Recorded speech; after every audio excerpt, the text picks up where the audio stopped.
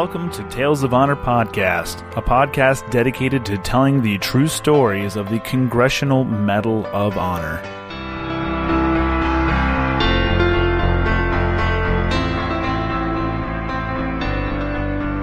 Hello everyone, and welcome to another episode of Tales of Honor Podcast. I am your host, Christoph Ambrose, and if this is your first time tuning in, welcome. This is a bi-weekly podcast every Wednesday and Friday evenings that is dedicated to telling the true stories of the recipients of the Medal of Honor, which is our nation's highest military award for actions in combat. And there's quite a few episodes, so if this is your first episode, you have a lot of catching up to do. Go all the way back to the beginning and work your way forward. You know, it's only a few hours or so you have to catch up on, but don't worry about that. You have plenty of time to do that. And tonight's episode is episode 66, and it's being brought to you by Combat Flip-Flops. I do not have enough good things to say about this company. They are a veteran-owned apparel company with lots of stuff, not just flip-flops, even though their name says that. They got t-shirts, they got shoes, they have jewelry as far as bracelets, necklaces, and of course their great line of flip-flops and Afghan war rugs. Look, they have a fantastic mission to create peaceful, forward-thinking opportunities for entrepreneurs that are self-determined and in areas that are affected by conflict. And this means a couple of things. Your hard-earned money that you spend on these items in their store, that money translates into education for Afghan women and girls. It also translates into helping clear and remove unexploded landmines and other ordnances in Laos. And it also means that your money is going to support members and the families of the special operations communities. So it's not like it's just going to someone's pocket and sitting there. It is going to some great missions, and I stand behind them 115 million%. I know it's not a real number, but my support for them is. It's really awesome to see Combat Flip-Flops flipping the view on how wars are won. Business, not bullets. And now, a tale of honor. Robert E. O'Malley was born on the 3rd of June, 1943 in New York City and grew up in the Woodside section of Queens. He graduated from high school in 1961 and soon after graduating high school joined the U.S. Marine Corps, just like his three brothers who would also serve in the Marine Corps.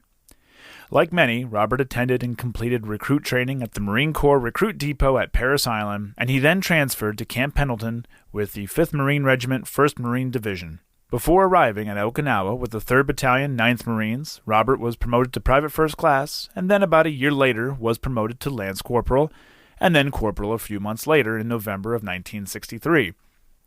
A year later, he returned to Camp Pendleton, and the following year, Robert was a squad leader in Company I of the 3rd Battalion, 3rd Marines, and was deployed to Vietnam, arriving at the Chu Lai Marine Corps Base in May of 1965. It was his actions in August that would earn him the Medal of Honor.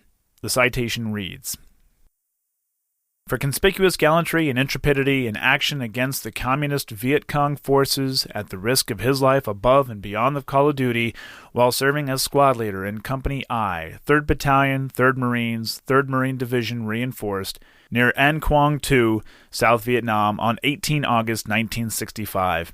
While leading his squad in the assault against a strongly entrenched enemy force, his unit came under intense small arms fire. With complete disregard for his personal safety, Corporal O'Malley raced across an empty rice paddy to a trench line where the enemy forces were located. Jumping into the trench, he attacked the Viet Cong with his rifle and grenades, and singly killing 8 of the enemy. He then led his squad to the assistance of an adjacent Marine unit which was suffering heavy casualties. Continuing to press forward, he reloaded his weapon and fired with telling effect into the enemy emplacement. He personally assisted in the evacuation of several wounded Marines, and again regrouping the remnants of his squad, he returned to the point of the heaviest fighting. Ordered to an evacuation point by an officer, Corporal O'Malley gathered his besieged and badly wounded squad and boldly led them under fire to a helicopter for withdrawal. Although 3 times wounded in this encounter and facing imminent death from a fanatic and determined enemy, He steadfastly refused evacuation and continued to cover his squad's boarding of the helicopters while, from an exposed position, he delivered fire against the enemy until his wounded men were evacuated. Only then, with his last mission accomplished, did he permit himself to be removed from the battlefield. By his valor, leadership, and courageous efforts in behalf of his comrades, he served as an inspiration to all who observed him and reflected the highest credit upon the Marine Corps and the United States Naval Service.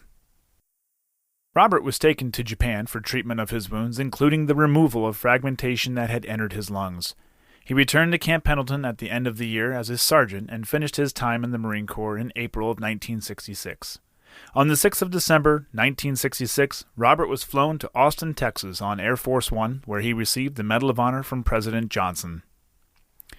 As a child, Robert had grown up with Thomas Noonan, who also joined the Marine Corps and also served in Vietnam, and also received the Medal of Honor, albeit posthumously.